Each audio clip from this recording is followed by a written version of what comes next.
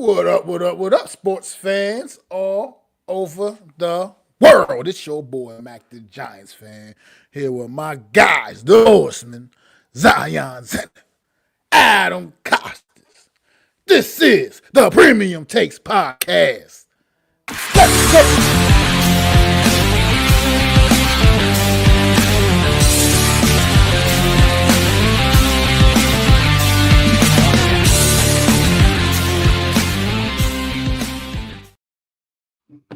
Yo, yo, yo, yo, what's going on, ladies and gentlemen? It's back on a Thursday afternoon. Premium Takes back in your life with my fellow co-host. Now, we have a lot of football to get to, guys, but I want to address some things that we want to talk about first.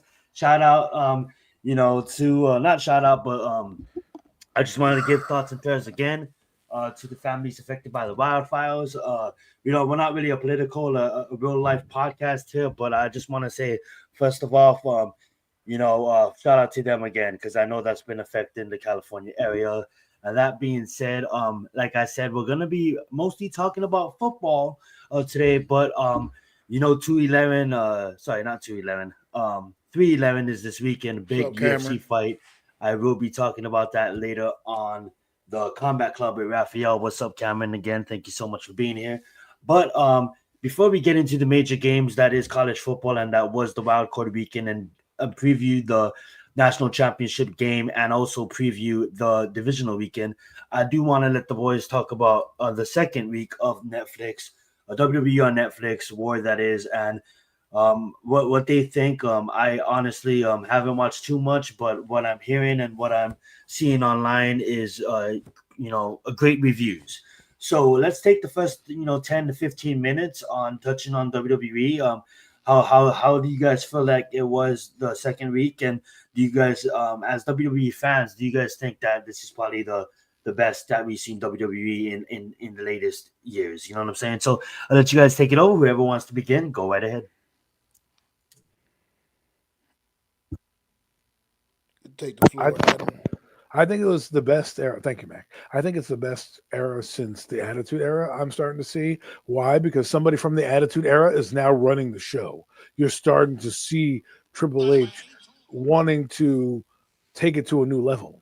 And to me, that's what wrestling was about, right? Pops, surprises, all different types of wrestlers coming in, but then the product itself had to sell. You had to wrestle. In the Attitude Era, you had good wrestlers, you put on good matches, and then it kind of got stagnant for a while. But now, oh man, it is fire. You got Seth Rollins, CM Punk, great match. You got McIntyre inserting himself. Like, the stories are starting to write themselves, and I don't want to say I'm excited, but it's just a new flavor that we haven't seen. And I do believe AEW has helped being a second entity, almost like a minor leagues. Guys can go there, get their craft, redo some things, and then they're like, you know what? We need them. We can have a storyline. We can bring you up or be a free agent. It's great stuff. Like, I learned Pinta. I knew him because, if you guys know, George Kittle does his sign in the end zone. He does the little Pinta sign or the Pinta pose that he does, right?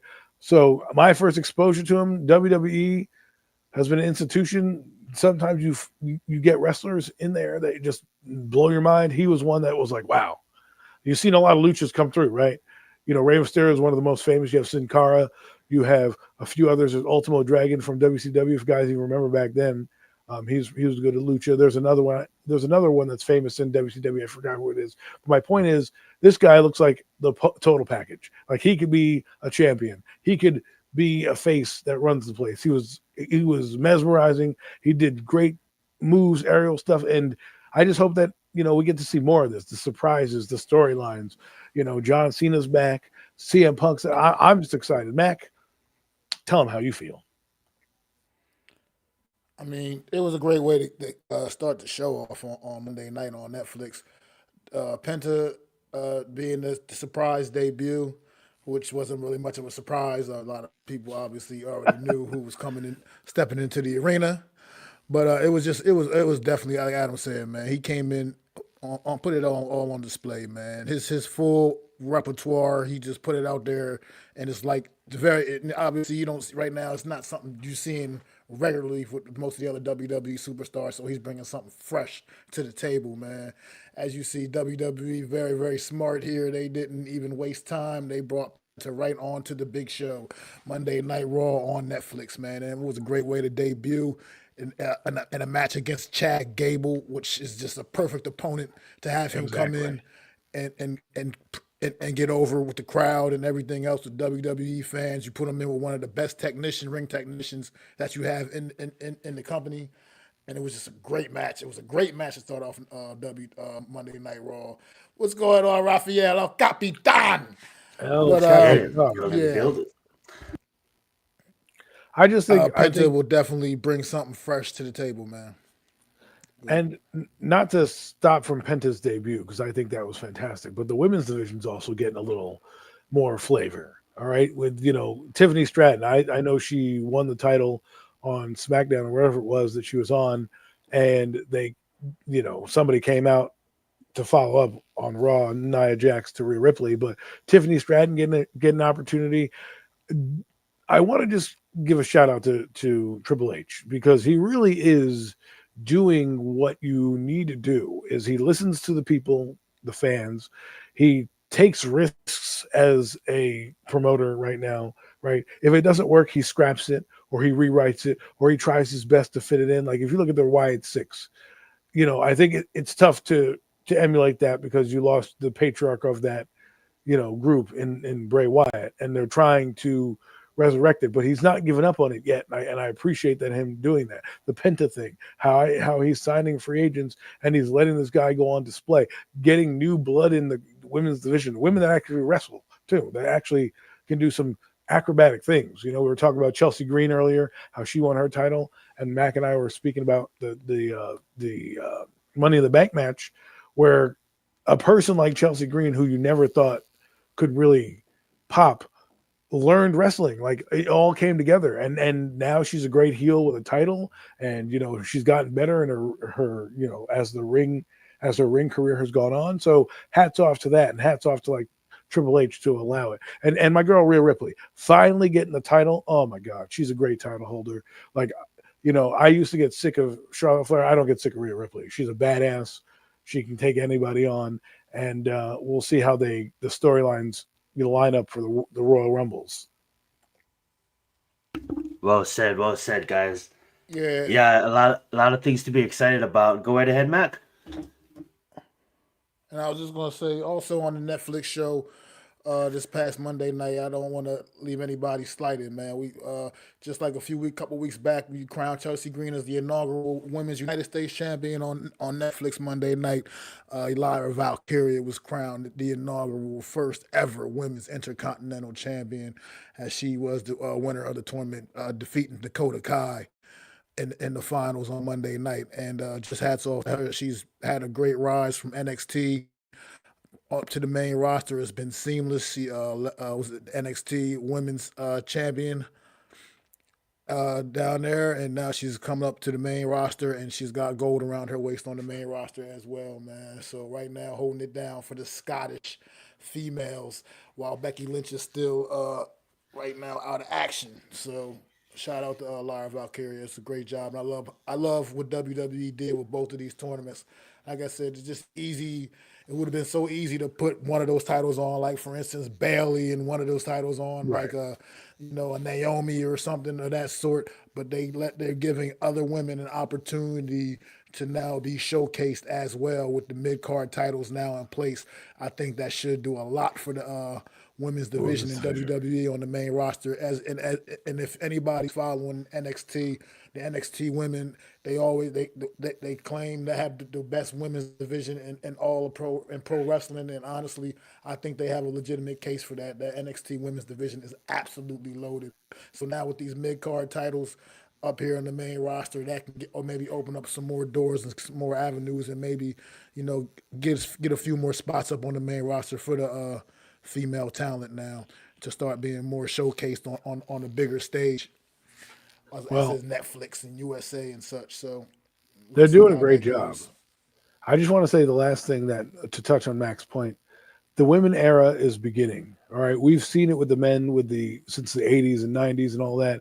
Wrestling's been around, but now you're going to start to see the women's evolution really take off, and you're going to start to see something that you saw like in the 80s and 90s, wrestlers all over the place, people getting titles. It's going to be simultaneous. I would not be surprised if at some point they break off and have an all women's show at some point where the entire show is nothing but women's wrestlers. And so I'm probably forecasting down the road, but that's where their evolution is going.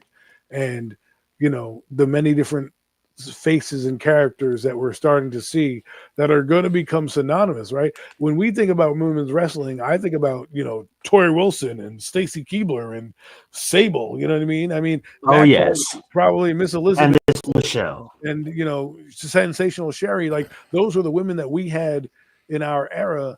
And, Trish Stratus and all that. But Trish Stratus and Lita were the only two real wrestlers. You had Mickie James in there every once in a while, but the division was not the same as it is now. And it's going to be good to see because you're going to see different wrestlers. The reason why Charlotte Flair, I believe, is not here, she's not needed. She's not needed right now.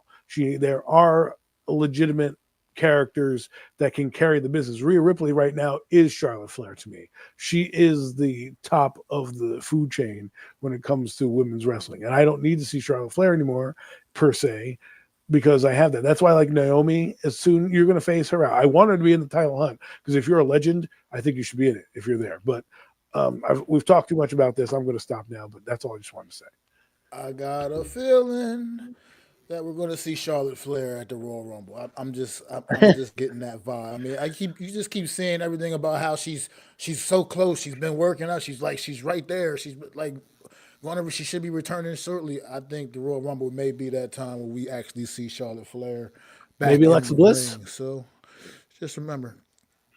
Alexa Bliss, I don't know. I haven't been hearing too much, honestly, about Alexa Bliss, so I'm not really sure what's going on with her. I mean, maybe she just, I don't know. I mean, these new mommies, man, they're not always so quick to want to come back. So, listen, I just want to see I can't wait for the Royal Rumble. I'll be honest with you. I can't wait for it. Like, I don't know who's going to win per se because I don't know what they're going to do with the heavyweight titles, because, anyone placing Cody Rhodes is marquee. And Gunther, I think, is the one title that I think if he lasts to Royal Rumble, which is about only 2 weeks away, WrestleMania, if he lasts to WrestleMania, I don't know who would. I think John Cena is easier to take the title off Gunther, and people can be like, oh, okay, I see where that's going, rather than him taking the title off Cody, because that, Cody would probably have to win and things like that. Like, I just can't wait to see where they go with this. It's going to be fun. No, we're getting the three-peat. We're getting three-peat at Mania. We're getting the trilogy, at the completion of the trilogy at Mania. Roman Reigns, Cody Rhodes. Mania, no matter what happens in the Royal Rumble, you're going to have that match at WrestleMania. You can book it. They're going to complete that trilogy. You can believe that shit. As far as Gunther's title at WrestleMania, because I believe Gunther should absolutely take that title into WrestleMania. He's absolutely earned the right to. And I don't know. I can see a number of potential opponents coming his way. I don't know if you go the angle of John Cena, if you want to put that, get that, you want to get that last, get that extra title shot to get the record or whatever. I mean, I think that's what's going to happen when the championship begins. But because think about what you just said. Because right now the Royal Rumble, men's Royal Rumble is loaded. It's absolutely loaded right now. Yeah, the top four guys are crazy. But think about what you just said. No Mets in the building. What's up, no Mets? You just said Roman Reigns versus Cody Rhodes, right? If that's a lock for WrestleMania, you don't necessarily have to have Roman Reigns win that title to continue that storyline. But if you want John Cena to have a shot at a title, why not be Gunther there of all the amounts? Now, if he beats Gunther, it's not bad on either end. You know what I mean? But that's all I'm saying. Well said.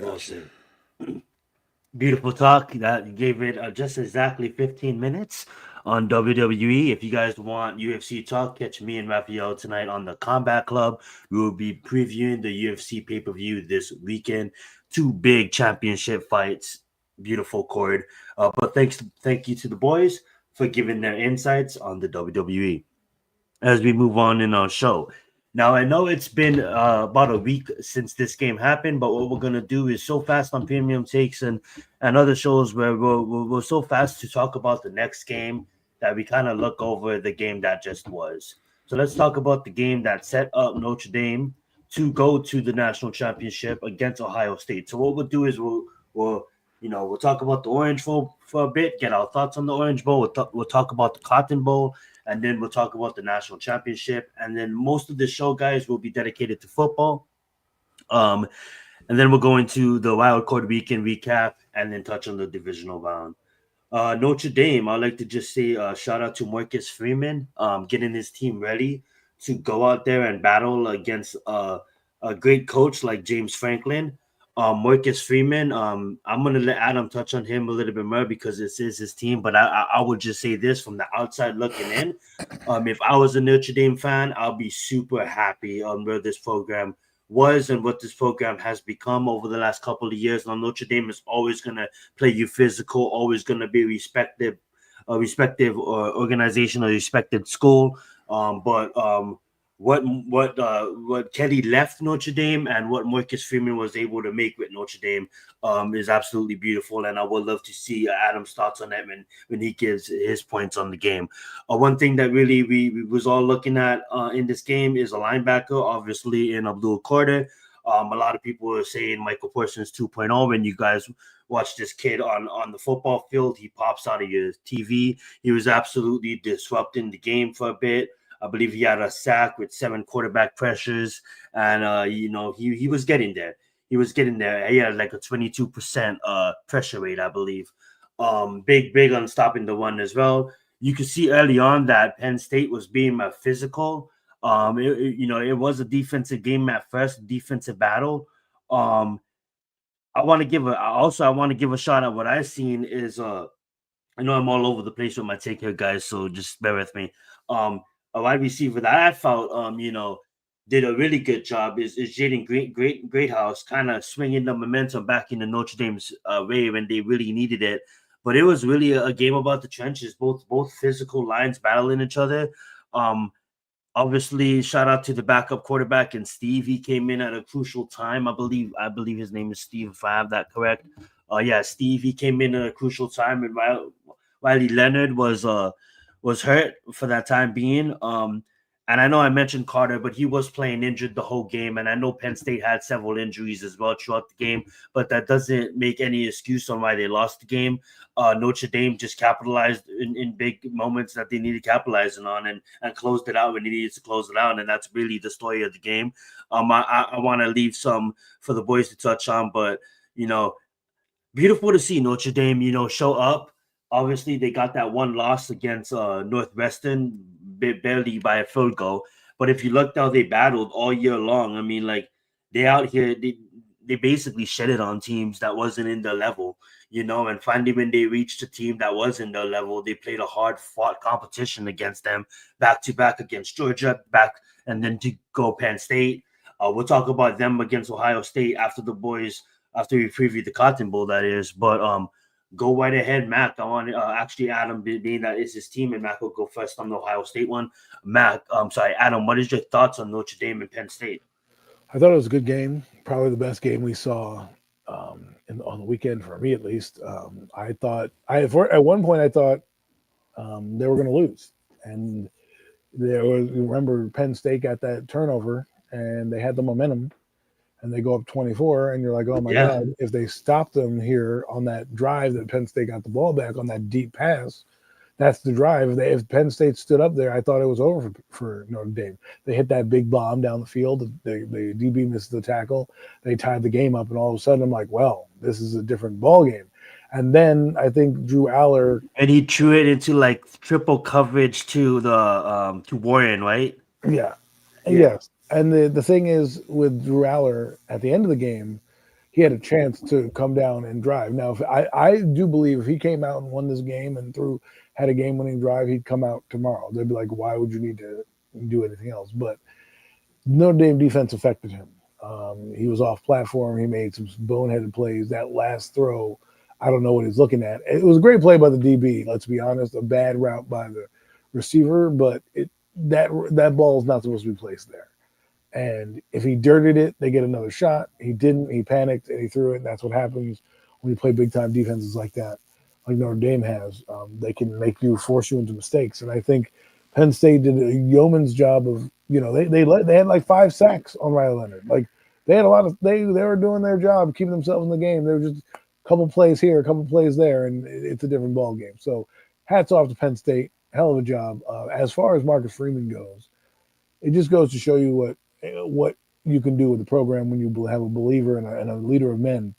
Brian Kelly obviously hasn't even had that much success in LSU, to be honest with you, right? As he had prior to Kelly can't win big games, bro. Right, and then Kelly and Notre Dame, they went to the national title against Alabama and actually got steamrolled in that game because they weren't really ready for that big stage. This is different. They recruited well.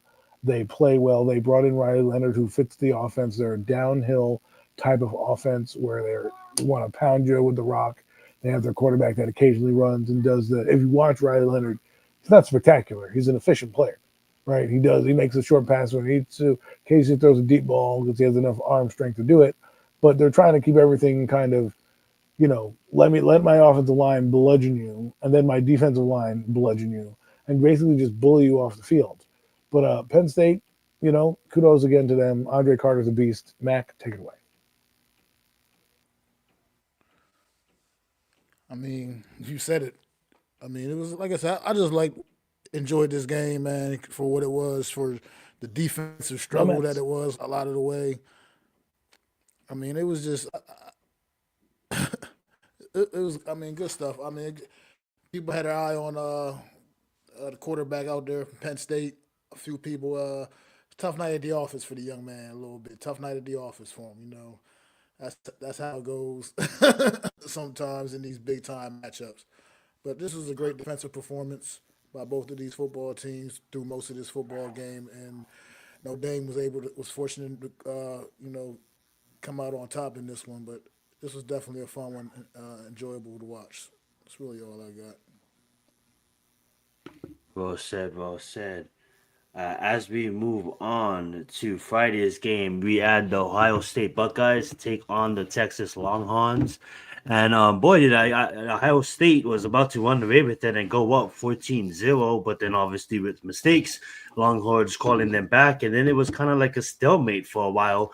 Both teams kind of, stopping each other, trying to move the football down the field, stopping each other, trying to move the football down the field. And then in the fourth quarter and second half, it kind of broke out there at the end. That being said, one thing I really wanted to point out that kind of obviously stuck out on my mind was, I believe, the roommate of Will Howard, basically Jack Sawyer, forcing that fumble and taking it to the house, and that basically sealed in Ohio State's victory. Shout out to Tennessee though. I'm not Tennessee. I apologize. Shout out to Texas and create errors. Texas. Putting the football where it needed to be put. Any team could have won this game. Don't let this 28-14 score fool you. It was a close game up until crucial turnovers and stuff like that. But Texas was absolutely in this game more than I thought they would be in this game. So hats off to them. A lot of fans was in the house, being that it was just right down an hour and a half away from their stadium in Austin. They're playing at AT&T.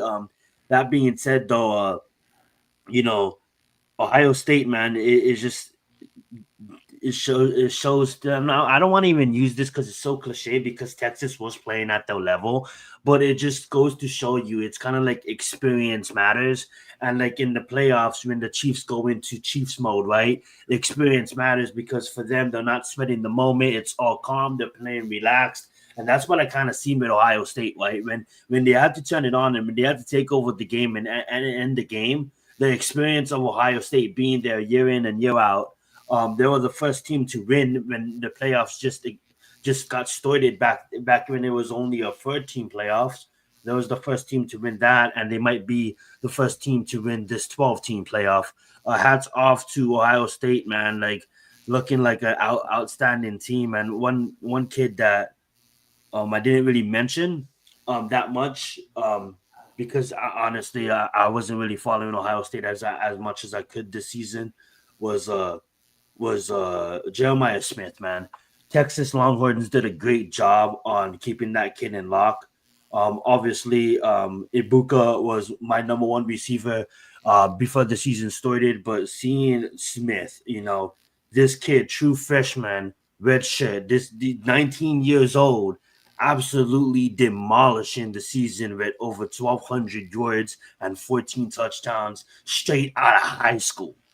What Jeremiah Smith did for Ohio State this season will not be forgotten. That's an amazing true freshman year, going back for his sophomore course, and his name is, the nation knows it now. Even though Texas obviously had him in lock, only had one reception for 3 yards, Ohio State was able to get it done, using him out on the field as a distraction and stuff. But I'm not gonna forget that name. I'm gonna keep an eye on Jeremiah Smith going forward, because I don't know why I didn't. I remember seeing him on 24/7 coming out, but honestly, with the depth that Ohio State had, I didn't realize that he was going to be as effective as he was this year.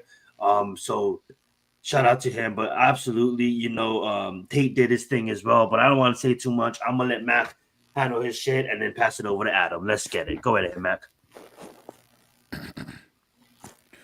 So what's going on, Alex, man? Thanks for stopping in, bro. Appreciate you. Alex in the building. But this game here, Ohio State, they got tested a little bit here. This game definitely, like Zion said, that 28-14 score.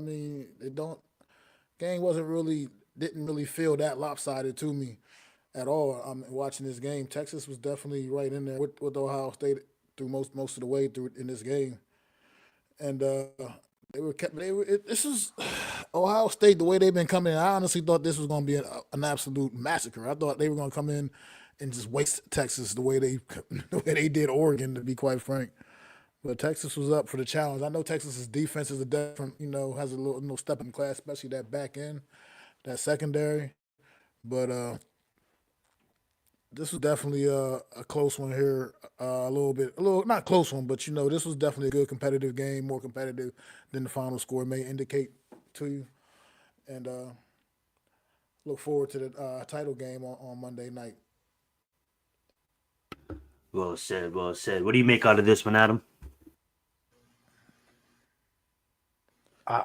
I think it was, like Max said, closer than you think. People don't realize that Texas was driving inside like 4 minutes inside the red zone. All right. That was 4th and a mile. I shouldn't say 4th and a mile. It was 4th and, 5 or something, because they got a penalty and they did a stupid toss play against the defense that lost them yardage when they were down at the 1 yard line. And the tackle got absolutely, snuffed by the defensive end who made the sack fumble. That guy didn't even touch him. He didn't even put a hand on him. If he puts a hand on him, maybe Quinn Ewers can make the pass, and then maybe it's incomplete and they lose 21-14. But instead, what happens is the tackle doesn't make his block, sack fumble, there you go, which was a promising drive by a guy like a Quinn Ewers, who that's what you wanted to see. That's why they kept him as a starting quarterback. People forget Quinn Ewers was a good player for Texas for a while, but he was banged up. A season ago, he was banged up. And then this year, he was a little banged up as well. No excuses, but those are the reasons why you brought him down there. So he, I don't think he played bad. I think he's going to get pinged for the interception and the fumble. Obviously, you have to. You can't.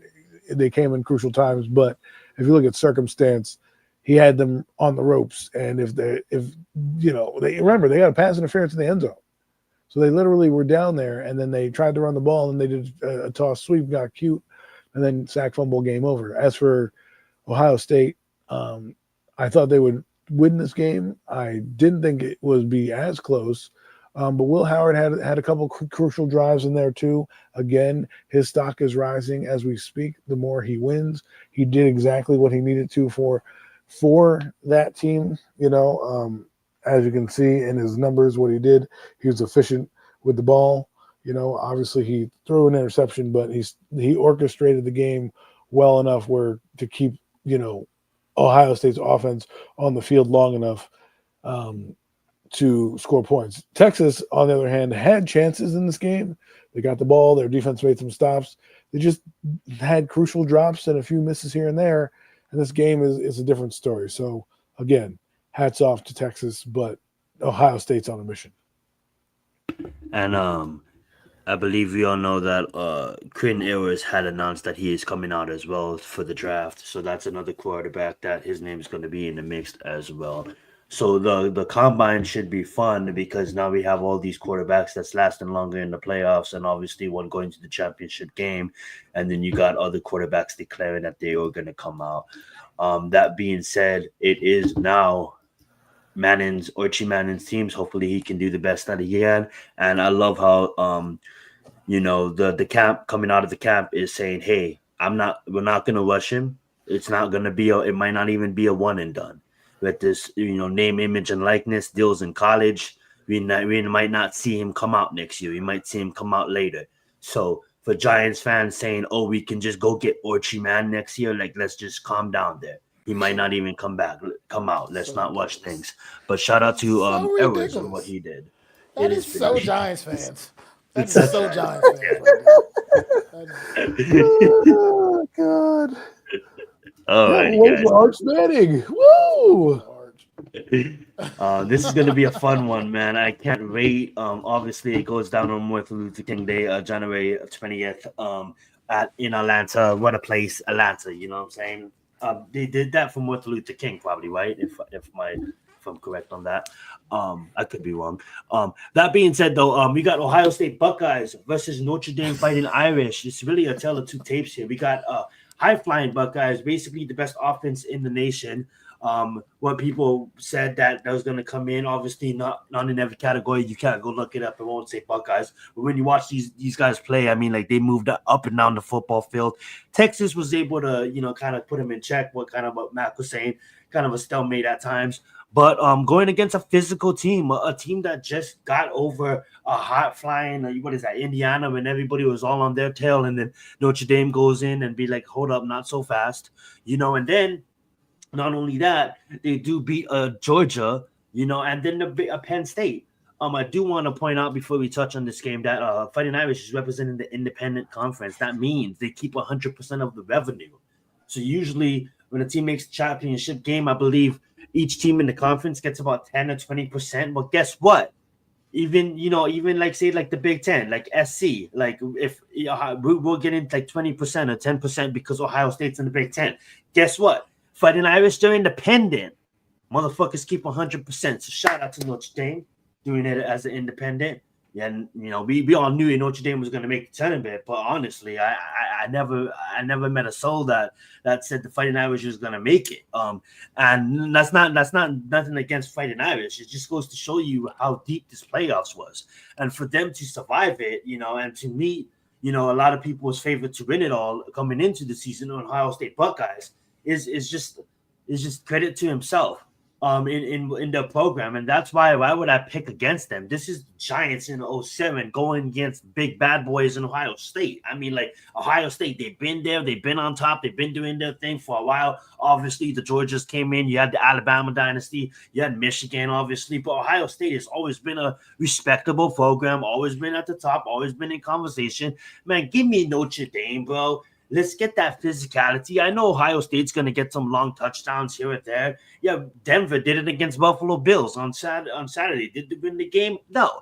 That being said, Ohio State's going to get some touchdowns like that, point given. But when it comes down in crucial moments, the magic of Notre Dame and the season that they're having is just going to show up. Give me Notre Dame, because that loss was supposed to be a win. And I'm not just going to say that to say that. They should have won that Northwestern game, and they showed to go on a win streak and not to lose, to know how crucial it was losing against Northwestern to motivate them to go on the streak, get into the college football playoffs, and eliminate teams like they did. If they can beat Georgia, they can beat any team in the nation. Give me the Fighting Irish. Go right ahead, Adam.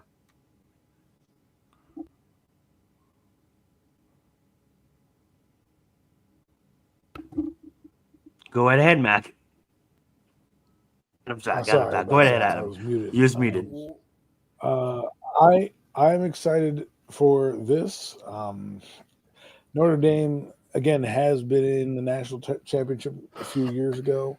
It did not end well for them. I do believe, though, this time around, they're on the equal playing field. I would say in terms of talent, in terms of players. I think when they played Alabama in that national title game a few years ago, that's the one where Jalen Smith blew out his knee. They didn't really have the same talent on the field as Alabama. Alabama was bigger, faster, stronger. It just showed. This game, I think you're going to see a different team. I think Notre Dame defense is what they pride themselves on. They're going to run the football, and it's going to be a fun game to watch. And we'll really see if Will Howard is the guy that Ohio State thinks they are, he will deliver in this game. And we'll see Ohio State Buckeyes. I can't pick them this week. You know, I know they've been on a heater ever since Mac. And I credit Mac for this. He's the one who said that they, might have a chip on their shoulder. Michigan planted their flag. I remember Mac saying that. Right. And I said, and we mentioned, and I mean, that's one of the reasons I picked him was when he said that was that's going to get you to say, okay, you think that's fine? This is how we're going to disrespect everybody. That's what they've done throughout the playoffs. However, the Fighting Irish, who are my team, they earn their way here by gritty, tough, hard-nosed football, and I think they're going to show up on Monday night. Well said. Well.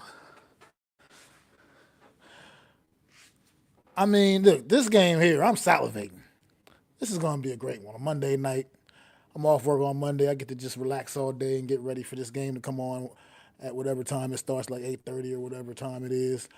But, yeah, I'm salivating on this one. This is like, remember football practice back in the day, that bull in the ring drill? That's what this game's gonna be like. It's gonna be like a whole like that drill. These guys are gonna be going at it, man. It's gonna be awesome. And I got to go with Ohio State. I got to keep riding that wave. I feel y'all in Notre Dame. The defense is real, but I'm going to keep riding that Ohio State wave because they seem to come to this tournament on an absolute mission, man. And I just feel like they're going to still be just a little bit too much for Notre Dame on Monday night, but this game is going to be good. We're going to find out. We're going to find out. Oh yeah, I can't wait. I'm gonna be at work, but I will definitely catch me outside on my phone, and customers are gonna have to deal with that. They're gonna be watching this game and upgrading their devices. That being said, though, I'll do that. Hope your boss is not listening right now. You know? No, my boss be out there too. I don't give. I'm going to be slacking off while at work. Thank you so much. No. Like I have the customers watch the game. I put it on the speakers. They can hear it. You know what I'm saying? Hell yeah. That being said, though, while I upgraded, you watch the game while I upgraded.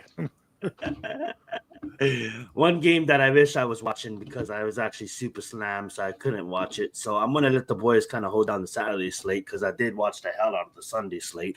But as far as Saturday, I peeked in, I peeked out. I was totally wrong with this. I thought Jim Harbaugh, obviously in his first year, congratulations for going 11-7. That's one thing to be proud of. Obviously, we know how good of a coach he is and what he was able to do with that roster, what he had in 1 year to turn over to go 11-7, and now he has a whole offseason and a draft to get better. Shout out to him. But Houston, man, they just had it rolling. So I'm not gonna fake it too much because I only watched in total watch time probably about 15 minutes of this one. So I'm gonna let Adam go first on this one. What's your thoughts on the Chargers versus the Texans, and then pass it over to Mac? First off, the Chargers. My God, I picked them to win, and I think they kind of blew the game early. And what I mean by that is in the first quarter, they had a chance to put this team away, be up by 2 touchdowns, and they kicked 2 field goals. And I think that right there was the best shot. And once they gave their best shot to the Texans, from there, it was just the Texans just poured it on with their defense coming to play. C.J. Stroud playing probably the best game he's played in a while. I thought he did, at least. I thought he bounced back. He was having a shaky last couple games going into the playoffs. I thought he bounced back. Mostly in the second half of the first quarter, he kind of started to bounce back. The first half, you were kind of like, C.J. Stroud, what are you doing? And then eventually, like I said, he got his sea legs. That defense was ferocious. They made Justin Herbert look like Daniel Jones out there.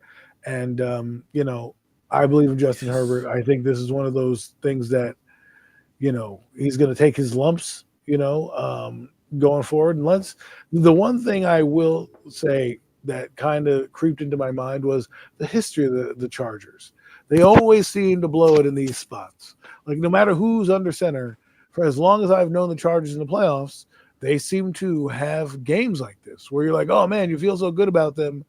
And now the only time they haven't been like that was in the 1994 playoffs when they were basically counted out of every game they played in and went on a heater, beating Pittsburgh in the final seconds of the game to advance to the Super Bowl, to only get obliterated by the 49ers in that Super Bowl. But other than that, they've choked ever since then. I mean, Stan Humphries was the quarterback. I mean, that guy probably shouldn't have been your starting quarterback, but somehow Stan Humphries made it. That's right, people. Stan Humphries made it to the Super Bowl. And he played against Steve Young and the 49ers. You know what happened in that game. Ooh, brutal.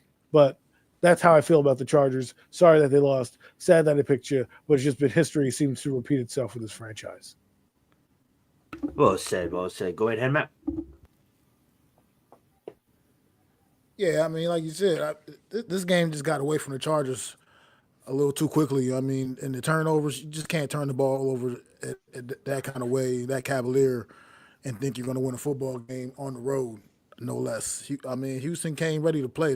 This is the best game I've seen Houston play in a month or more, to be quite frank. I mean, overall, not even just C.J. Stroud. Their team, them as a team, they put one together.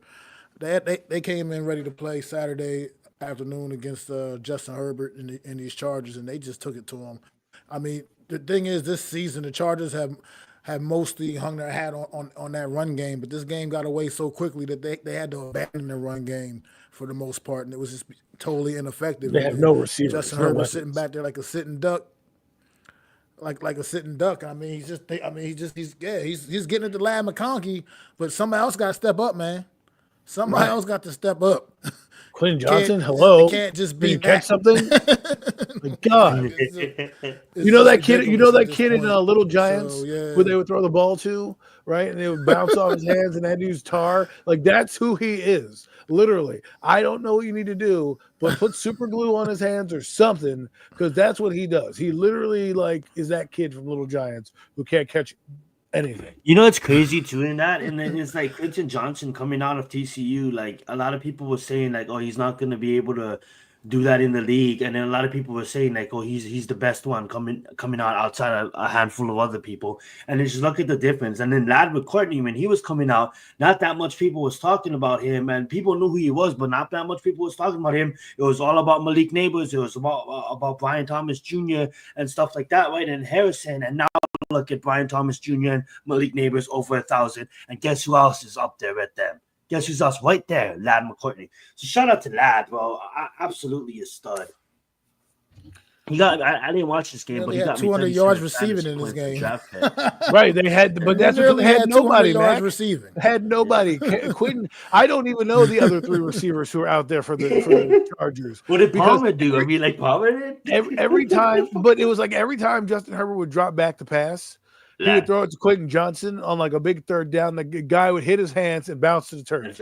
And you're just like, what is happening, bro? Like, and then he would throw it to Lad McConkey, who's wide open. And then you're like, why aren't you doing this all game? It seems like every time I throw it to him, he's open. Like every time they would throw it to Lad McConkey, there was not a guy in sight. They're like, what are you doing? They're like, what is happening? I'm serious. There's like 2 or 3 yards off Lad McConkey. But Quentin Johnson, literally, this is a game changer. They threw the ball down the field. He had one-on-one down the field. He catches the ball, walk-in touchdown, right through his friggin' hands.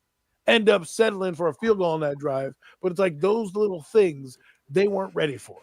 And like Max said, the Texans, bro, look, it's one game, it's home, but they look like a championship team, that defense. You were like, whoa, what Houston, what? Finally, wake up, boys. Like, I guess, there's been all that talent on that side of the ball, on that defensive side. Well, it's true. I mean, their defensive ends are beasts. They had both I forget the guy's name. I know it's Will Anderson, and who's the other guy's name? Oh, Hunter. Danielle Hunter. Both of them were in the backfield all day. You would think that Khalil Mack and Bosa would be doing that. They did not. They didn't have the same impact. The Texans defense was all they were. Let me ask you this because like Hunter is what, I don't know, like 28, 29, I would say so. He's 27 30 maybe. Old. He's 30, but like yeah.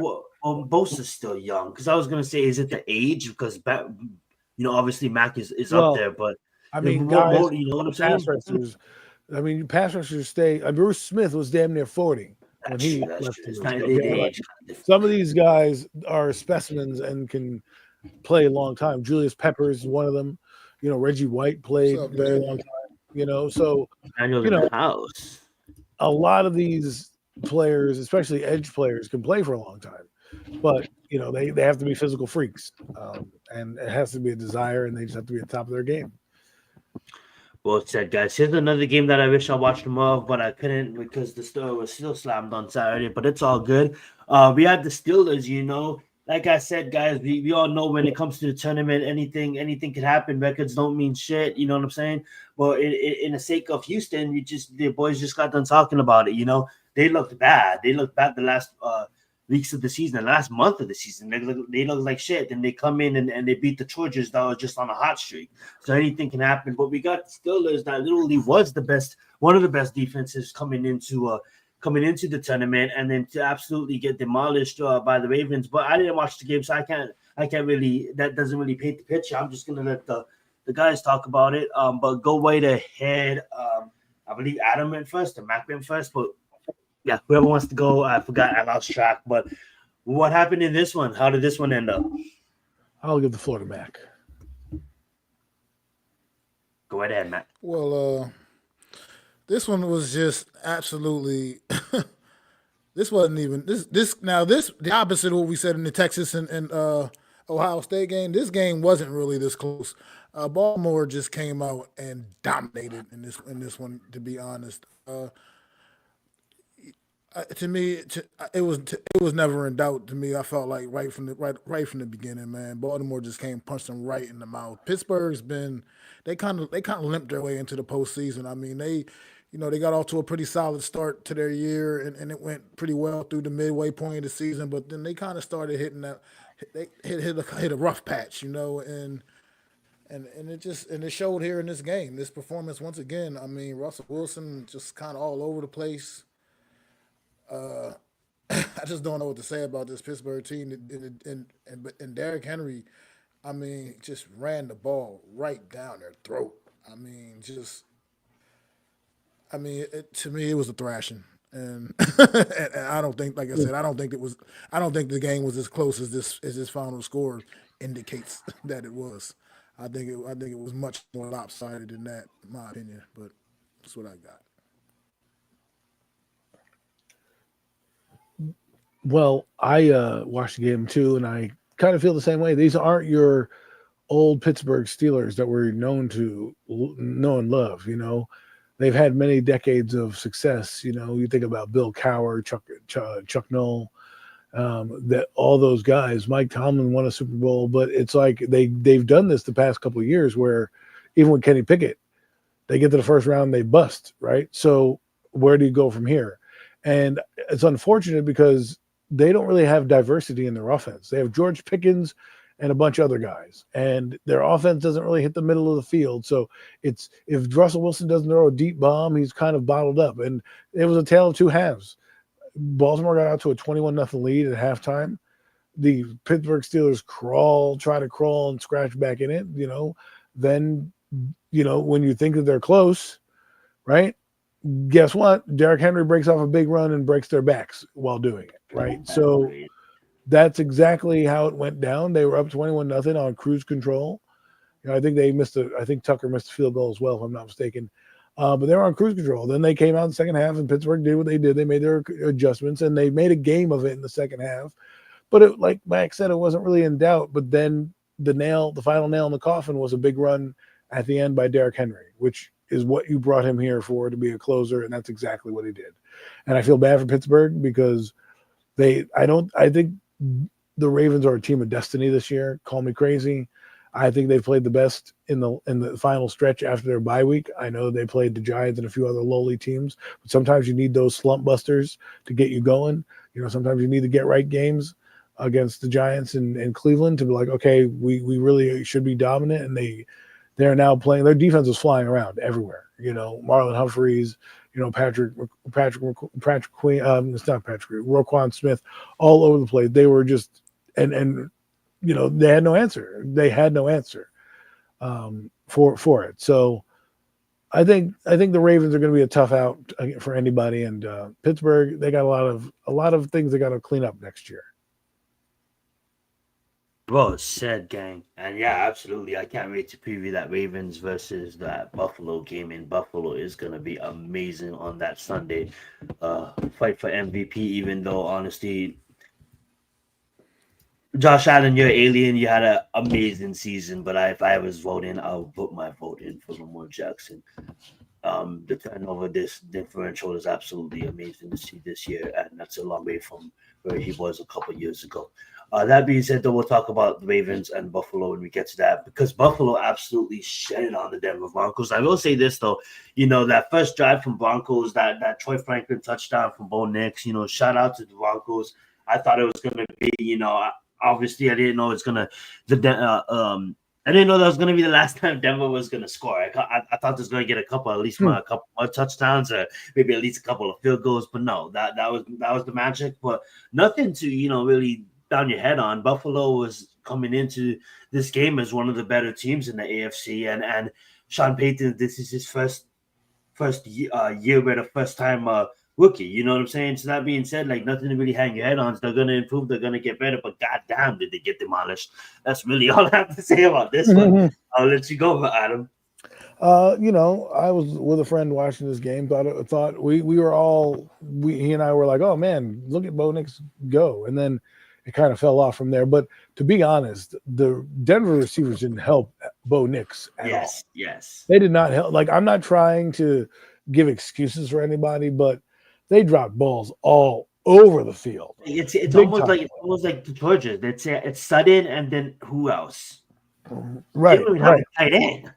Yeah, but even then, it was Bo Nix was putting the ball in areas where you could get it, and they just weren't doing their job. Their run game didn't come through the same way. Defensively, they didn't stop anybody. I mean, Josh Allen literally is sitting there reading War and Peace back there and throws a bomb to a running back who literally is like roly-poling in the end zone. Like, I don't even know how this guy caught the ball and kept his feet in bounds and ridiculous. And once you call it a touchdown like that and it's iffy, sometimes you give it to him. I think they gave it to him. Like, listen, look at this crazy play we just witnessed. Do we really want to take that away from the highlight reel? If I'm calling down at New York and I'm there and I'm in the ref's helmet, I'm like, give it to him. That play was amazing. Just give it to him. You know what I mean? Like, that's how in the top 10. You know what I mean? Well, but if they go on to win a championship, that could be one of those things they remember in that lead up to it, because it was a big moment, a big spot, and a big catch by a running back. So, Buffalo's on their way. Not much more to say. Good shit. Go ahead, Matt. I mean, yeah, just like Adam said. It came out. Bo Nix came out on that first drive. It was through that just beautiful. I mean, that was a beautiful touchdown. I mean, beautiful deep ball. Dropped it right in the bucket. I mean, you can't ask for a more perfect pass. But then, after that, it was just. That was it. That was it. I mean, that was just all. It was all Buffalo. After that, it was just Buffalo, and more Buffalo. I mean, just overwhelmed here. I mean, and I am disappointed with Denver defense coming into this game. Denver, pretty solid defense throughout most of the season, and had penalties. They really let me down here. I mean, not Josh Allen. That's a tough ass. I mean, he's absolutely one of the more elite signal callers in the league, but at the end of the day, I just still expected a little more from this Denver defense to help make this game a little bit more competitive. And Adam, you're right. It's not even about excuses. It's about what the facts were. And the facts were Denver was putting leaving a lot of plays out there. I mean, Bo Nix, he wasn't out there really truly struggling as much as it may appear. It's just he wasn't getting a lot of help from his supporting cast. So at the end of the day, man, I think they're once again we talk about how we talk about Washington how they found their young guy this year in Jaden Daniels. Denver's found their young guy in Bo Nix, and he may keep that team pretty competitive out there in the AFC West for some years to come. So I will say this it just about Bo ran into a Nix. buzzsaw against Buffalo. That's all. He didn't look the moment didn't look too big for him. That's what I thought coming away from the playoff game was. I didn't look at Bo Nix like, oh man, he's rattled. I looked at Bo Nix like, oh man, it's unfortunate that it's going to go down this way, but he played his butt off, and things didn't bounce his way. When you put the ball in the guy's hands, and is he going to make every throw? Was he perfect? No, but sometimes you got to bail out your receiver, a la what Josh Allen did when he's throwing a ball in the back of the end zone, and your running back does whatever he does to catch it. That's playing above the X's and O's, right? That's a physical act of nature that you don't always see, and Bo Nix guys kind of let him down, So I just want to say, if you're Denver, you have a bright future. Enjoy Bo Nix, and hope he's like going to be the outdoor Drew Brees with Sean Payton. That's who he reminds me of. He's kind of like Drew Brees, compact, going to probably have a lot of passing yards. That's exactly how it is going to go. And once you get some ribbons and he's in a great spot, Mile High. There's no air in Mile High. Like, he can throw the ball forever. It's going to be a nice to see how his career ends up. That being said, though, we did have a game between the Packers and the Eagles go down. The Packers just came in this game absolutely demolished, injury prone, and boy did it show.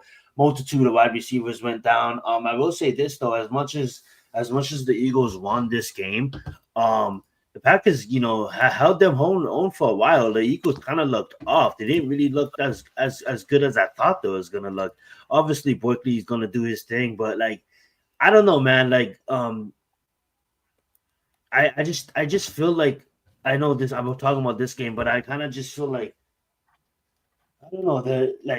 It is off, and they were kind of lucky that they were playing a Rams team next week, and even though Rams had that amazing performance against the Vikings, Philadelphia's Lions are just much more better. But getting back to this game, I just think this was Philadelphia kind of looked cold in this game, even though they won the game. I don't know, man. I don't really know what I have to say about this game, honestly. I mean, everybody's on this trip about Brown reading a book on the sideline. I mean, I don't really care what the guy reads. You know what I'm saying? When he shows up, I love his answer to. He's like, "Bitch, I'm a 3-time All-Pro."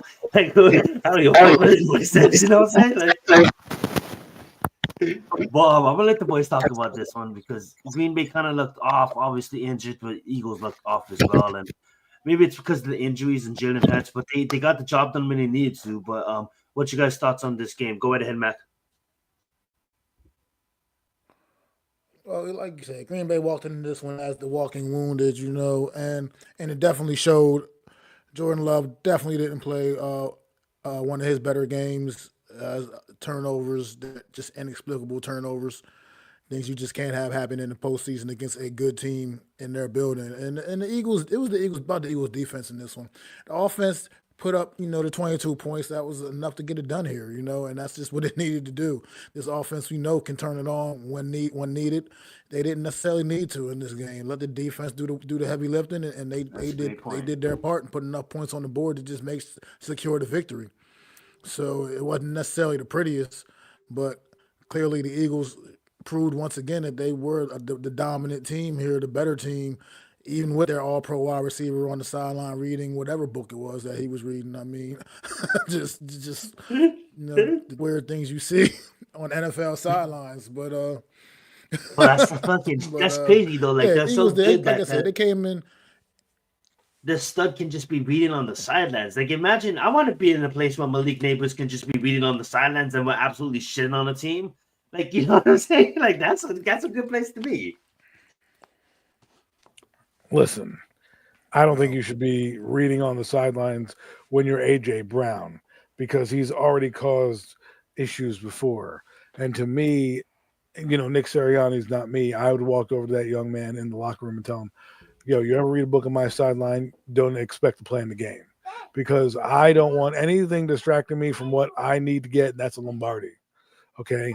And if it's anybody else, I probably don't care as much. But because it's AJ Brown, to me, it's like that's the type of shit that you can start to see and unravels a team if they get down against the Rams or something like that, right?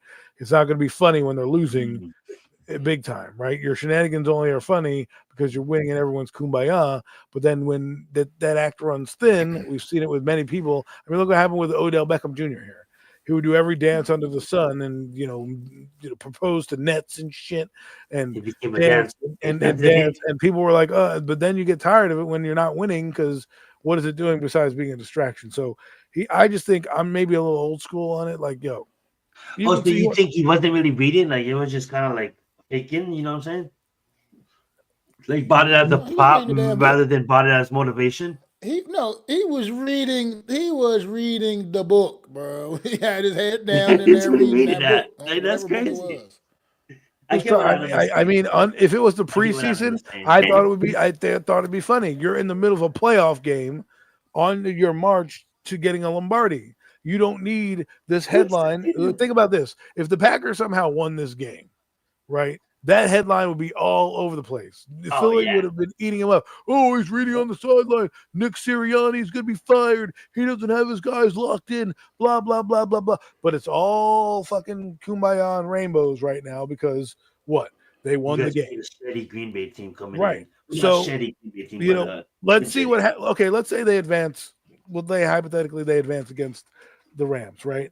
Then what happens if you're against Detroit and you're getting your butt kicked and you're acting like a malcontent, right? How am I going to take you seriously, right? You got to know that the cameras are on you. Like, for example, the guy who got fired for being a jerk off or yelling at that fan, and taking it over the line. Like, there's cameras everywhere. This is not the 1980s where some one lone cameraman's going to catch you with the book. Everybody is everywhere, right? And people want to take any distraction that they can and use it for fodder.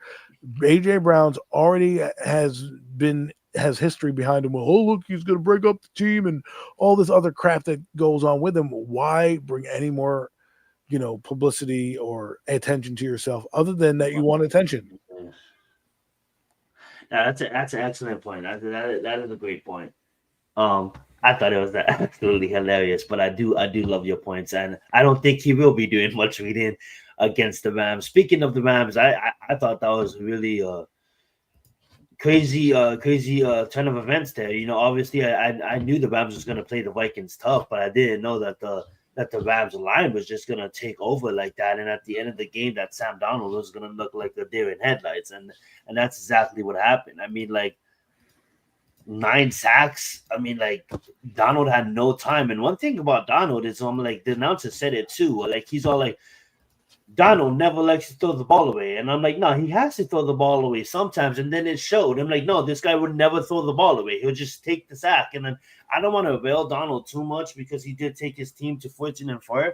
But was it Donald or was it the coaching of Kevin? And when it really came down to a crucial moment in a big time game, he really went back to converting into Sam Darnold. And I really want to pose the question, did he fuck himself out of some millions here? You know what I'm saying? Because he was on the verge to get a contract. Whether it be, I don't even think it would have been with the Vikings. I think a team would have came in and they would have paid Donald. And I bet, and he would have probably got a pretty good chunk of money. But does this performance hinder that money? Does he lose some millions in this performance? Now, I get it. He really had no help. It goes to show you at the offensive line. But then again, it comes down to, as much as I respect Kevin and you went 14-4, it almost comes down to game calling too. I mean, like, you got to do something to help the kid out. And I just felt like, there was running the ball. It was running the ball effective. And obviously when you go down, you want to pass the ball. But I mean, like, God, it was just terrible to watch. And on the Los Angeles side, I mean, like, that's a Sean McVay that just hungry, that wants another one, that, everybody wants to look at the team and they're like, oh yeah, this and that and this and that. I mean, like, as long as you have Matthew Stafford, Puka Nacua, and Williams, I mean, like, it's off to races. And I love how Cup is not a diva. He's not getting the ball, but he's still gonna. He's not reading a book on the sideline. Yeah, he's not reading a book on the sidelines. Exactly, I love that. But shout out to the Rams, man. And I hope Everybody's already saying that they can't outpower Philly like they outpowered the Vikings. But it's almost the effect of just playing with heart and playing with physicality. We all know that the Eagles are going to get AJ Brown involved early in the game, and Rams players when they hit him, they need to really hit him, and don't let Philly out physical you, because you need to play Philly just how you played the Vikings, and then maybe we can be looking at you guys playing the Lions or playing the Commanders rather than Philadelphia playing the Commanders or playing the Vikings. With that being said, I'm just surprised to see how physical Los Angeles looked, how mediocre Minnesota Vikings looked, and if I'm Justin Jefferson, I'm pretty pissed off. I'm like, I don't care how much stats I get. I mean, like, if we can't even win a playoff game, like, what the fuck? So that being said, I'm gonna turn it over to you guys. Go right ahead, Adam. I think, to answer your question about Sam Darnold, this definitely brings down his value. He may ask for the moon, but he's going to get a good number, but it's not the number that you may think. It probably is going to be 3 years, 90 million, or 3 years, 100 million, or something like that. Nothing crazy. But it does bring his value down a lot, because those are big moments and big spots. 2 games in a row, he's looked bad against good defenses. And against this defense, he looked like he was seeing things. There was times where he could have stepped up in the pocket and he didn't. He kept drifting.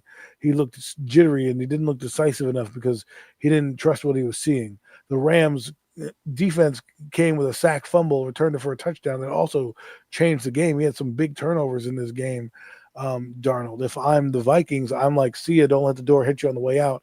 I have a quarterback who I drafted for these very moments, who had these very moments in the college football playoffs, right? That's one of the things about the college football playoffs that people are going to start to appreciate, is that these quarterbacks that you're going to start to see and start to follow are going to have a chance to show, themselves in big spots and big moments, right? And I think they're not worried. They even talked to the GM today, and he said something along the lines of, well, we drafted a quarterback not knowing that Sam was going to be Sam. And he's like, I took a gamble on you and it paid off. And now he has a guy under center in McCarthy, who's been in meetings, who you brought in for moments like this. And I'm not saying he would change it, but I'd like to see him in those spots. What would he do differently?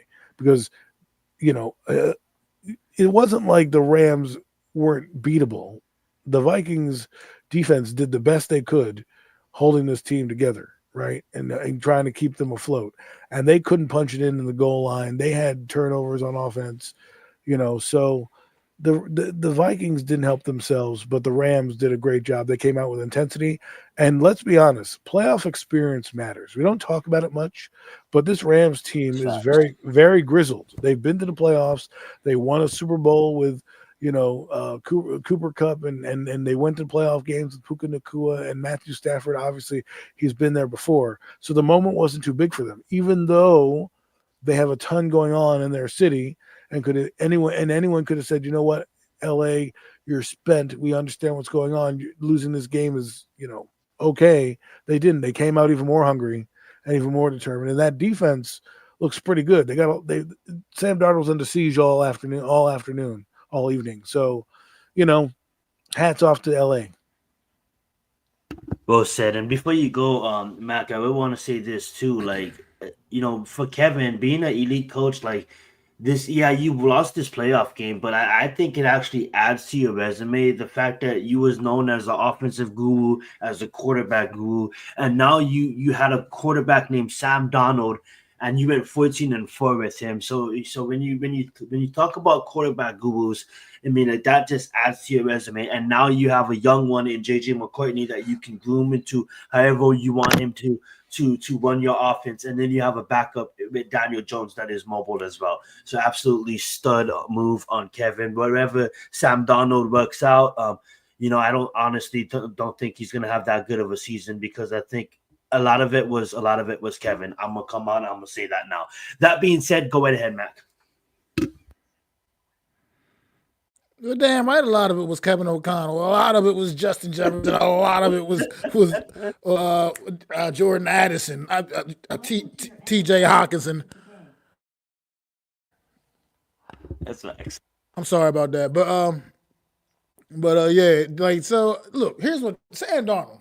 he had just put together career year. Looks all like, this dude's finally putting himself in position to negotiate for the bag.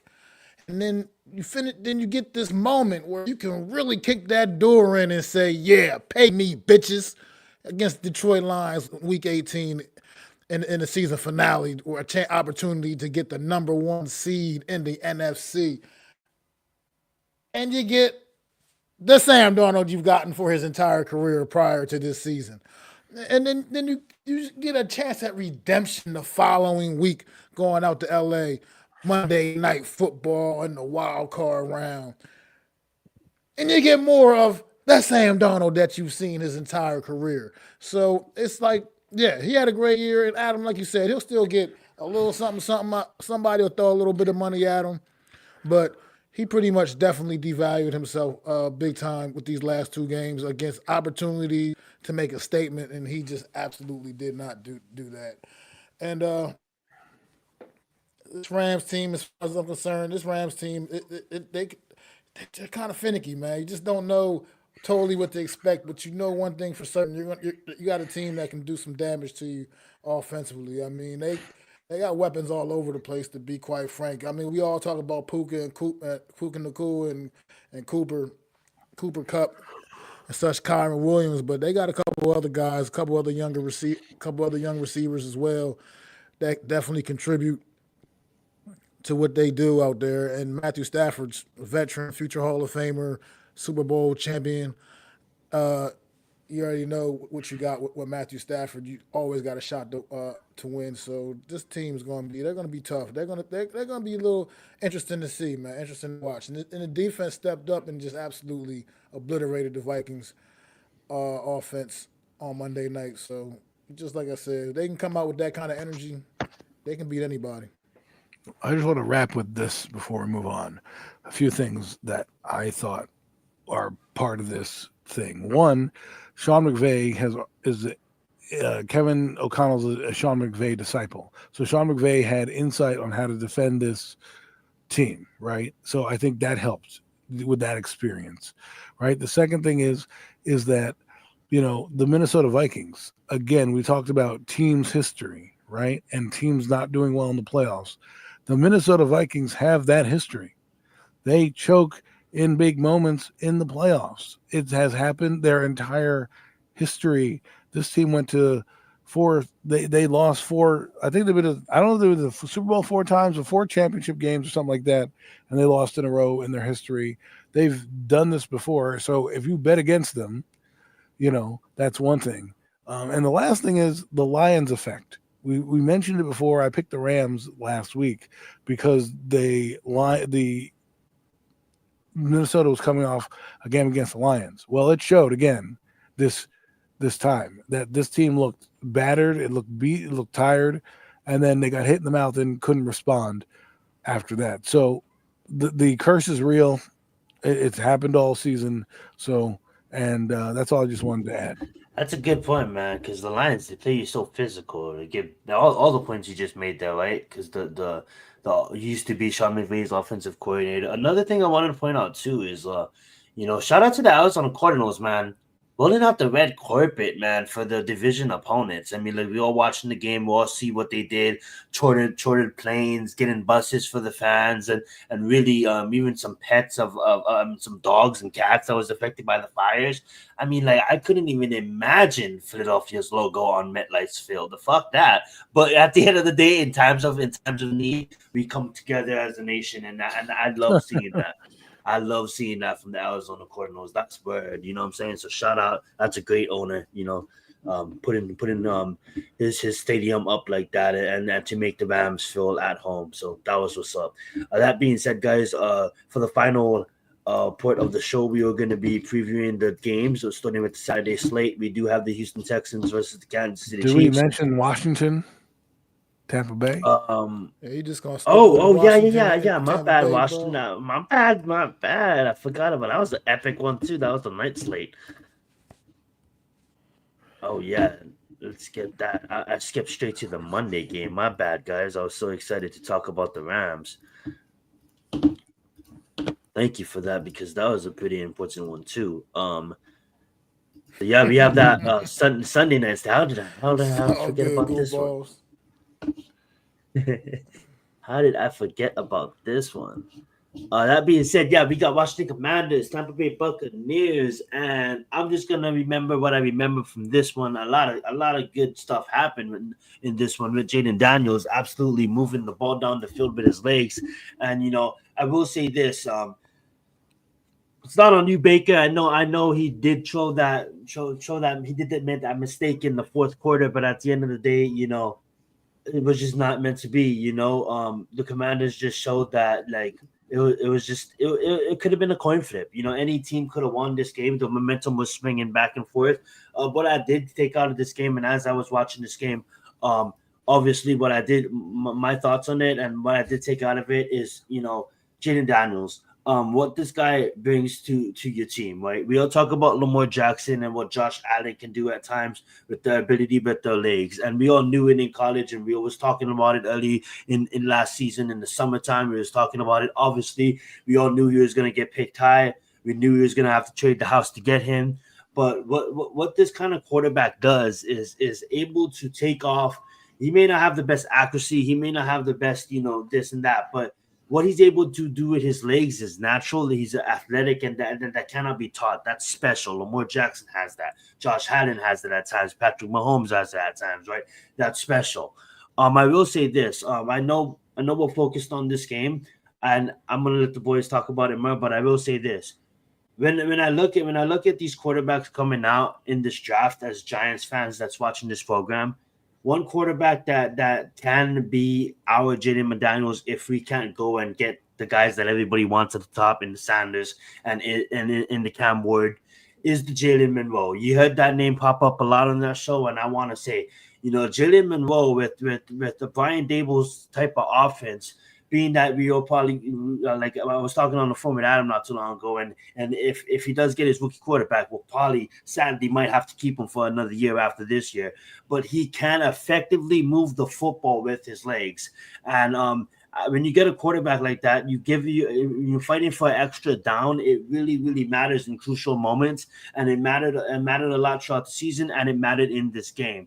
So Giants fans, I know we're talking about Washington Commanders and Tampa Bay Buccaneers, but don't be so caught up on these two quarterbacks at the top of this draft. Wait till the combine, wait till the pro days. There's a lot of quarterbacks that can move with their legs that is coming out as well. That being said, what do you guys think about this game? Go right ahead, Matt. Like I said it. I've been saying it pretty much all season. It just sucks that he's a guy that the New York Giants are going to have to deal with for a long time to come in, man. Jaden Daniels is him. This kid just does not play like a rookie.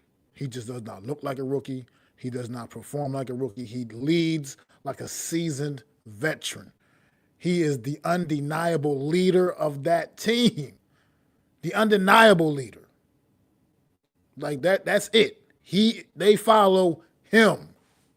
He has full command of this football team, and just no moment has ever seemed too big for Jaden Daniels this season. And once again, just in the clutch, getting it done when it's all on the line. Jaden put the ball in Daniels' hands, and good things are going to happen, man. He's been proving it all year, and just Washington marches on. So. Well said. Go ahead, Adam. Listen, they put this game. Commanders, absolutely. Go ahead, They Adam. put this game on prime time for a reason, and it delivered. Okay, and Jaden Daniels delivered.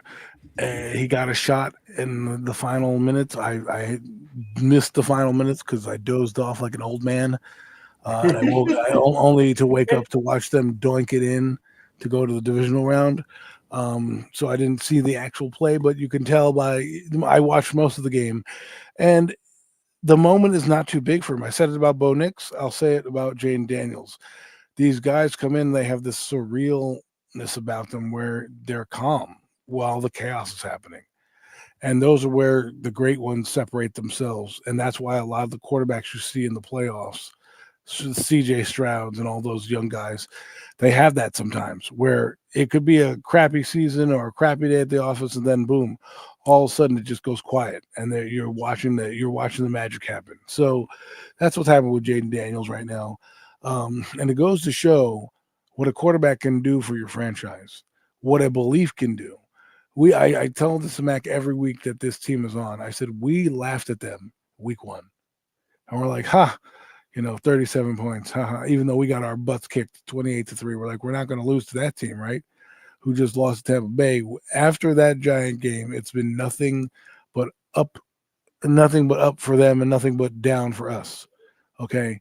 And those are a microcosm of the season, that week 2 game. That literally is a microcosm.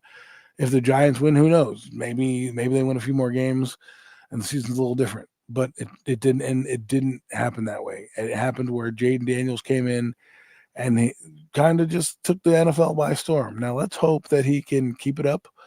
I know that No Mets was on our ass yesterday about keeping him in the pocket and stuff.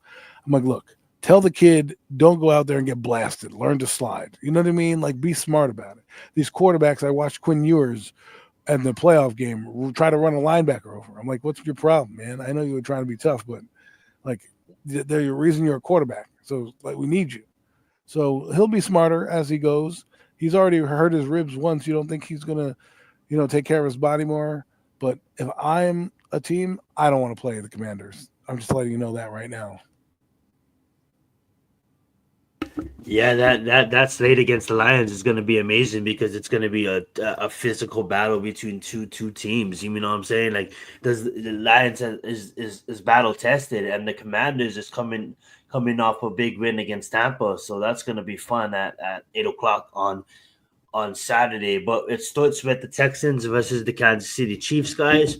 I didn't watch too much of the Texans, but I'm gonna go on a limb here. I'm gonna just say it. Like, it wouldn't shock me if the Texans beat the Chiefs. I'm not gonna get shocked by that because I've seen some highlights and stuff like that. But then again, it is the Chargers, and as much as that won't shock me, I do think the playoff magic does happen, and the Chiefs get it done. Even though Travis Kelce hasn't really had the best season, he's gonna show up in the playoffs. I mean, like, they seem to have the best receivers on roster that they had in recent years, and the defense has been absolutely playing outstanding. And I know maybe 3 or 4 of those wins, of those 15 wins, maybe on like, wow, how did that happen? Wow, that's special. Wow, what the fuck? But you know what? It happened, and I just think it's going to continue to happen. It was a magical season. Games that they should have lost, they won. But I'm going to have to pick the Chiefs here at Arrowhead. As much as I wouldn't be shocked if Houston gets it done, I don't think they were going to get it done. Give me Kansas City Chiefs in this one. Go right ahead, guys. Well, if you want a premium take, here it is. The Houston Texans are going to upset the Kansas City Chiefs in Arrowhead. Call me crazy, but if your defense can give you, if your defense can give you that effort, and the Kansas City hasn't been the same Kansas City that they've been the last few years. They're a little vulnerable, I believe, on offense. And defense, they haven't been as stout. I'm not saying they're not going to come to play, but and it's a big if. We're talking about as big can be. It's probably as big as the Grand Canyon if. But if they play like they played against the Chargers, we could be seeing an upset in the making. I love that. Woo! Woo! I am not as bold as you. I can't bet against playoff Patty, man. Can't do it. I can't fix my mouth to do it. Not at home, coming off the bye week, well rested. Probably about this team is as healthy as they can be right about now. Houston, I mean, went out there, had a great performance against the Chargers a week ago, but this is playoff Patty now, man. This is what he does. You can talk about how unpretty it was all season with the Kansas City Chiefs. But this is what Patrick Mahomes does. This is the playoffs. You're getting ready to get full tilt. And I just can't bet against the Kansas City Chiefs, man. Well said. All right, gang, let's move on. We got Adam going out on a limb saying Houston is going to upset. We'll review that next week. Will he get it done? That being said, we got the Washington Commanders flying to Detroit. You know, all these Detroit fans are going to be in the building. Ford Field is going to be rocking. It's going to be a party. Eminem is going to probably be there. A lot of Detroit natives are probably going to be there. That being said, though, the Commanders are coming in hot, but I mean, like, how do I pick against the Lions? I love the career that Jaden Daniels is off to. A lot of championships maybe in the future, but right now, good story. But 13-5 as a rookie, great story. But going against the Lions, that just is absolutely on another level this year, and they know the prize, they know the mission. You know what I'm saying? Super Bowl or bust, and they've been playing like that. So it's hard to pick against them. So give me the Detroit Lions in this one. Go right ahead, Matt. Yeah, I mean, look, been giving Washington a lot of credit all season, and it's been a great year for them. But coming out here, going out to Detroit, coming out the bye week, I just think Detroit's just going to have an ability to put up a few too many points, I think, for even Jaden Daniels to overcome in this one. I just think Detroit's offense is just far too explosive. It's nothing like anything. It's really not much like anything Washington's seen all season other than maybe the Eagles. And it's just Detroit goes about it a different way. So it's as great as offense as the Eagles have, Detroit's offense is also great, but in a little bit different way. And getting David Montgomery coming back into the lineup and adding that 1-2 punch in the backfield, it's just going to be a lot to concern yourself with for the Washington Commander defense, and I think it's going to be a little too much for them on Saturday night, unfortunately. So I'm going with Detroit here. Well said. Go ahead, Adam. Premium take. The Washington Commanders are going to upset the Detroit Lions. The Detroit Lions are talking so much shit. They're saying, you can't deny us. This is our time. Sometimes you need to keep your mouth shut with a team that's on fire right now. Jaden Daniels, they don't do good against running quarterbacks. They don't. So I'm going out on that limb. This is Premium Takes. You want to spice it up? I'm adding all the hot sauce to this take, and I'm going with the Washington Commanders. Wow. So you got Adam going with the Washington Commanders and Houston, and we got He's got both the number one seeds getting knocked off. He's got both of the number one seeds getting knocked off. Oh, that's nuts. He does. That's two. Well, Adam, that's crazy. Good job on that. I will say this though. I did take all the underdogs this week, but I took them with points. You know what I'm saying? Adam, he's taking them straight up. So wow, Adam, good stuff. That being said though, we got the Los Angeles Rams. Physical lot against the Vikings, but going against big competition in the Philadelphia Eagles, I'm going to have to say this is where, as much as Sean McVay had great playoff experience, as much as he had his team ready to play the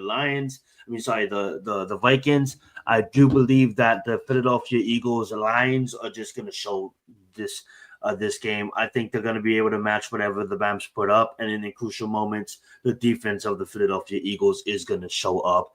I just think it comes down to better rosters. Nothing against Matt Stafford and Puka and all the great talent that the Rams have on both sides of the ball. I just think that Philadelphia Eagles has the better roster in my mind. And as much as I want to say it comes down to coaching, it always comes down to rosters. And Philadelphia is gonna come in and play the Rams tough, or not even come in. They're gonna defend home field advantage in this one, and the Rams are gonna be flying across country. So that being said, give me the Philadelphia Eagles in this one. Go right ahead, Adam. Well, I was going to take 3 upsets, but because it's going to be possibly snowing on Sunday, I'm going to stick with the Philadelphia Eagles winning.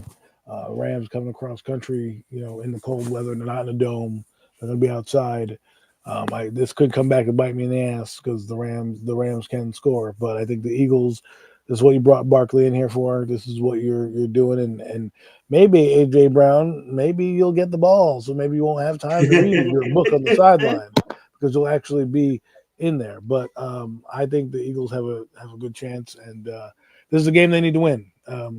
You're clearly the better team on in most of the aspects of it, so you need to win. So I just think the weather's going to play a factor, and that's why I'm picking the Eagles. Well said, well said. Go ahead, Mac. Yeah, it pains me to say this, but I'm taking the Eagles here. Hoping that maybe me picking them can throw a little bad mojo their way. In all honesty, but take the Eagles here. Honestly, I think they slow this game down a little bit. Let Barkley grind it out. Reverse This is a good psychology. Saquon Barkley kind of a game. Yeah, you want to definitely keep that explosive Rams offense off the field as much as possible. So you want to just try to grind this one out. Let Saquon Barkley do all the dirty work, and let your defense make sure your defense is cleaning up cleaning it up on their side of cleaning things up when they're on the field as well. So yeah, I just like the Eagles here tonight, even though I really want them to lose, but I'm picking them to win. Yeah. Well said, well said. Alrighty. That being said, we're moving on to what I believe is going to be the best game of the week. Two MVP candidates at work, two high explosive offensives and stud ass defenses at work. And as much as great as the Baltimore Ravens been playing, I'm gonna go bold with the Buffalo Bills in this one. So I have the Bills winning this one. So for me, I have the Chiefs playing the Bills, winner goes to the Super Bowl, and the Lions playing the Eagles, winner goes to the Super Bowl. I know that's lame because that's all the favorites, but I just have it going that way. Who do you have in this one, guys? You got the Baltimore Ravens versus the Buffalo Bills. I got the Baltimore Ravens. I got this is what you get Derrick Henry for. This moment right here. Go up to Orchard Park. Go up to Western New York right now. This is what you got Derrick Henry for. You go out there and you let him wear that Buffalo defense out, man. You let him wear that Buffalo defense out. And then once he gets starts having getting that defense on his heels, let Lamar do what he's been doing all year, man. Just throwing the ball magnificently, man. Making great decisions and been just chopping up defenses, man. Unsung hero for this Baltimore team. The last about month or so of the season, I think people have been sleeping on a little bit. Rashad Bateman stepping up, making plays for this Baltimore offense, man. Got to keep an eye on that young man. And then obviously you know what you're getting out in Zay Flowers. I think Baltimore is going to go up here and make a statement and take it to Buffalo, man, and their season. Good shit. Go ahead, Adam.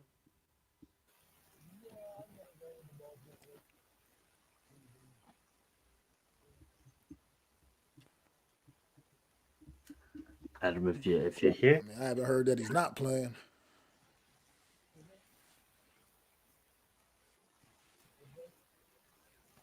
All right, what'd you say?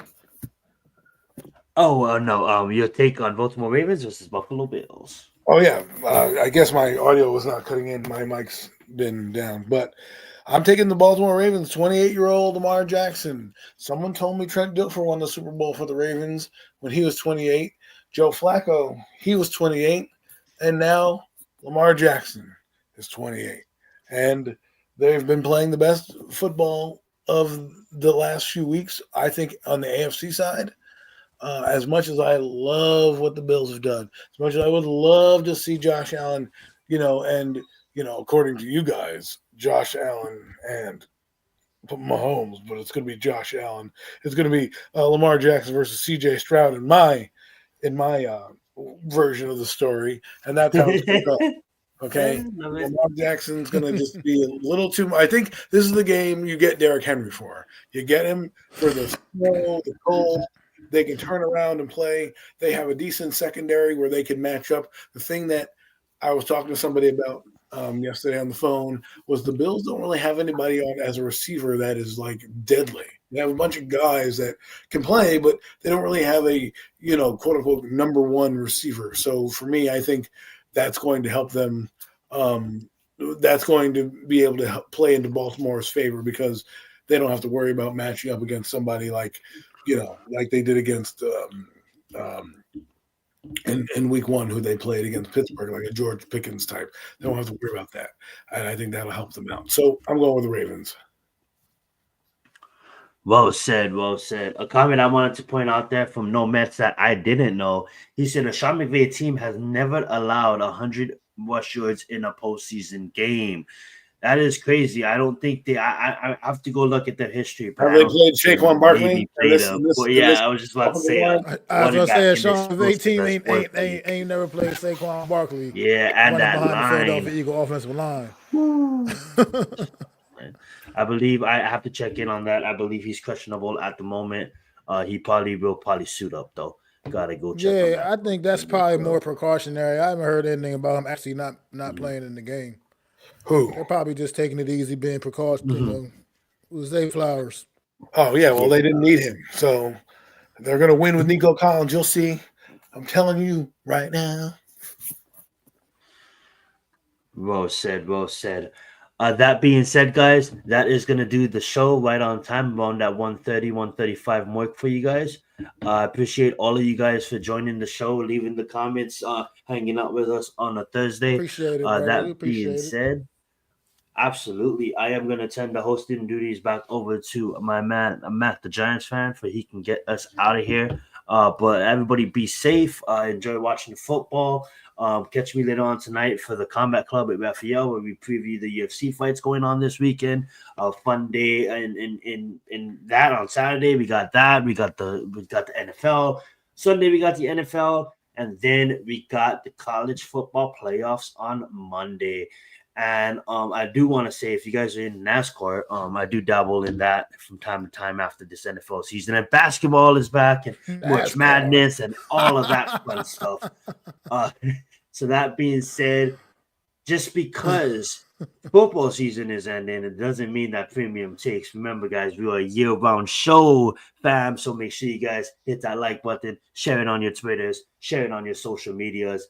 And if you guys want us to go in the off season, well, there is dimming of sports sometimes in all these leagues change. We will obviously get into maybe some movies. What are you talking about? The UFL, man. As well. The UFL, Adam says. Back in March. We definitely can get into the UFL as well. Cavs versus OKC tonight. Thank you for pointing that one out. Major matchup in the world of basketball. We have the two ranking teams in the conference facing off with the 34 and 5. Sorry, I believe Cavaliers going against the 33-6 OKC Thunder. That being said, catch that game tonight. I know I'm going to be watching a little bit of it as well while doing premium takes. And that's actually happening on TNT. What am I talking about? That's going on right now. And then we got, obviously basketball next week. We can talk a little bit more on basketball. But that being said, guys, you guys have an amazing evening, and I'm going to pass the mic back over to Mac.